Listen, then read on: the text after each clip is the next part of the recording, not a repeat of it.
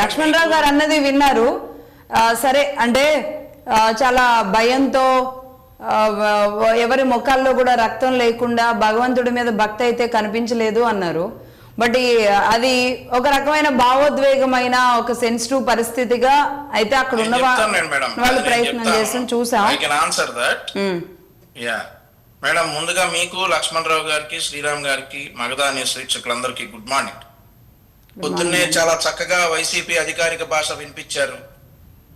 వారి అధికారిక భాష అయినటువంటి యమ్ములు, ఎల్లులు అవన్నీ కూడా చాలా చక్కగా శ్రవణానందకరంగా మీ వీక్షకులకు వినిపించారు, మాకు వినిపించారు. ధన్యవాదాలు.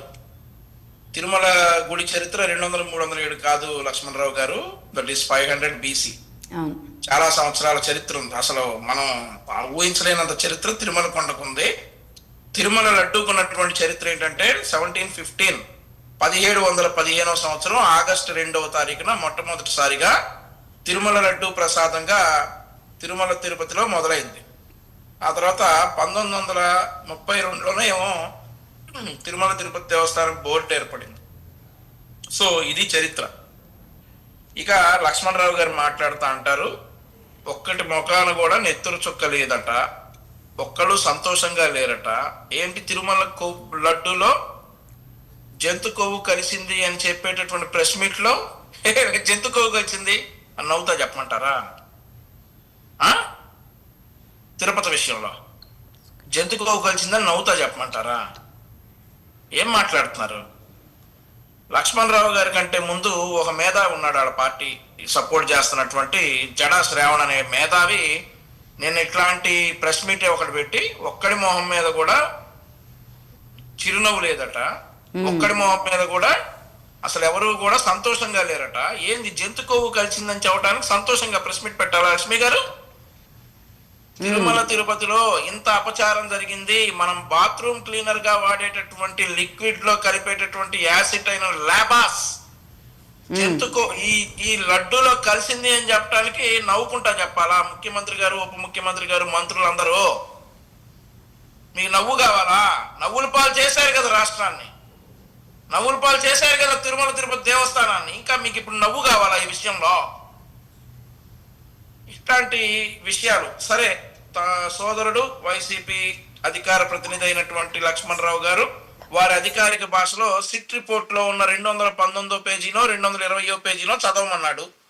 లక్ష్మి గారు నేను పంపించాను మీకు ఆ సిట్ రిపోర్ట్, ఓపెన్ చేయండి, లక్ష్మణ్ రావు గారికి కూడా పంపండి. ఏ పేజీ చదవమంటాడో ఏం చెప్పమంటాడో చెప్పండి, చెప్తా సమాధానం. ఏ పేజీలో దేనికి సమాధానం కావాలో అడగండి, నేను చెప్తాను ఏంటనేది ఆ విషయం. మరొకటి సరే, ఈలోపు మీరు అది లక్ష్మణ్ రావు గారికి పంపండి మేడం.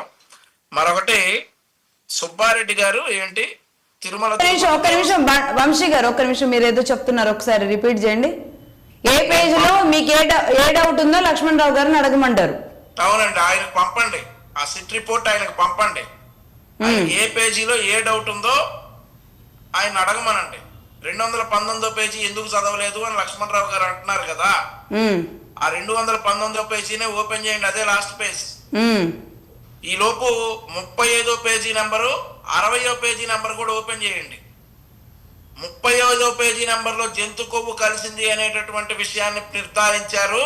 60వ పేజీలో బాత్రూమ్ క్లీనర్ అయినటువంటి లిక్విడ్ లో వాడేటటువంటి లాబాస్ అనేటటువంటి ఒక కెమికల్ వాడారని చెప్పేసి కూడా 60వ పేజీలో రాసినటువంటి సందర్భం. ఈయన మరి ఏ పేజీ, నేనైతే 35, 60 పేజీలు మనకు సమయాభావం కాబట్టి నేనైతే ఎక్స్ప్లెయిన్ చేయగలను. లక్ష్మణ్ రావు గారికి ఏ పేజ్ కావాలో చెప్పమనంటే ఆ పేజ్ లో ఏముందో నేను ఎక్స్ప్లెయిన్ చేస్తా, మీరు ఆయనకు పంపించండి. అది రైట్, చదివే ఉంటారు అందుకే లక్ష్మణ్ రావు గారు.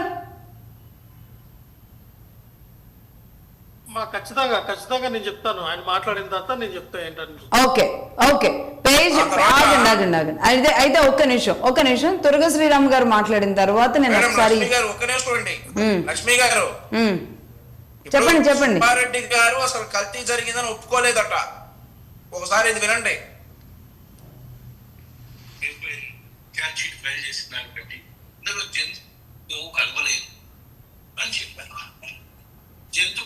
బయట వచ్చిందా? నేను పంపిస్తున్నా మేడం మీకు. ఉందండి, ఒకసారి బయట ప్లే చేస్తాను నేను కూడా, ఒకసారి బయట ప్లే చేయండి. ఫైల్ చేసిన దాన్ని బట్టి ఇందులో జంతు కొవ్వు కలవలేదు అని చెప్పారు. జంతు కొవ్వు కలవలేదు కాబట్టి